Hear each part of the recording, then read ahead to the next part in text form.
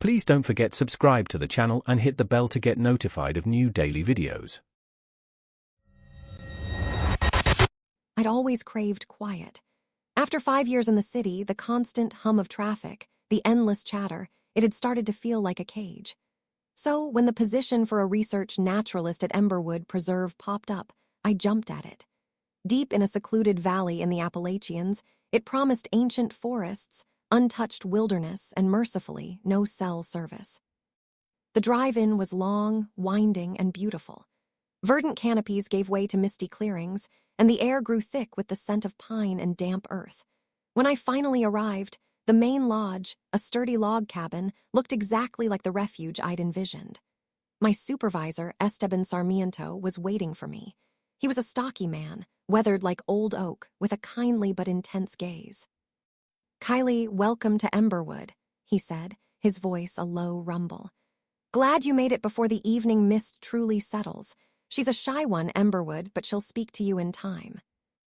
His welcome was warm, if a little cryptic. Over dinner, a surprisingly good stew, he gave me the lay of the land. "Most of your work will be monitoring flora and fauna, charting growth patterns, documenting new species. Standard stuff. But this isn't your average preserve, Kylie. Emberwood has a pulse, a unique rhythm." He leaned forward, his eyes glinting in the lantern light. "The most important thing I can tell you, listen to the quiet. Most folks come here wanting to fill the silence. Don't let it fill you." The next day, Esteban took me on a tour. He pointed out the ancient hemlocks, explained the delicate fungal networks, and then he led me to a narrow, moss-choked ravine.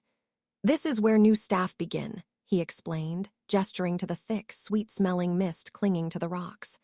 "We call it the quiet cleansing. Spend an hour in here, breathe it all in. It helps you attune, helps you shed the city noise." It felt a bit new-agey, but I wasn't one to argue with local customs. I stood in the ravine, the mist cool against my skin, inhaling the strange, sweet, earthy scent. A profound sense of calm washed over me, a clarity I hadn't felt in years.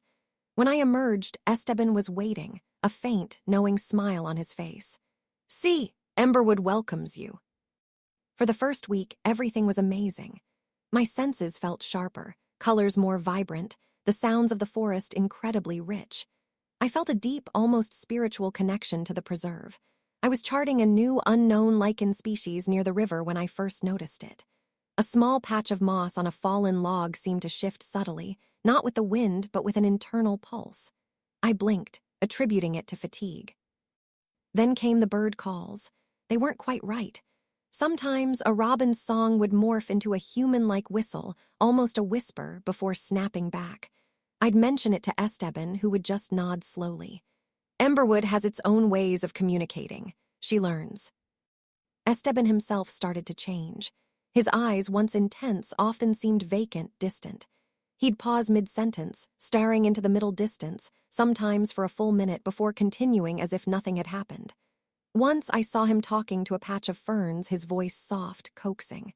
When he saw me, he just gave that slow, knowing smile.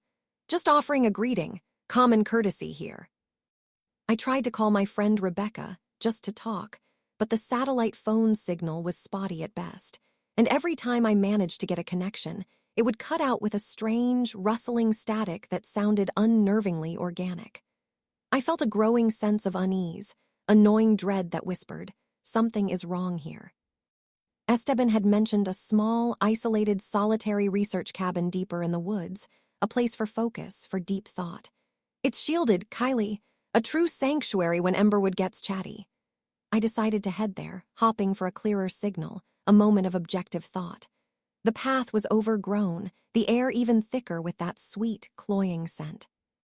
As I neared the cabin, I saw peculiar growths on the trees around it, perfectly symmetrical patterns of dark, velvety fungus I hadn't seen anywhere else. They pulsed with a faint, almost imperceptible light. Inside, the cabin was eerily quiet, the air stale. On a dusty desk, I found a stack of old research journals. The entries started normally enough, observations of plant growth, animal behavior. Then they grew erratic. The spores, they speak to me, I see patterns in the lichen. Esteban understands, he is part of it. The melding is beautiful, I will join them. The last entry, dated almost 5 years ago, simply read, "The cabin helps me focus. The final transition, I am Emberwood."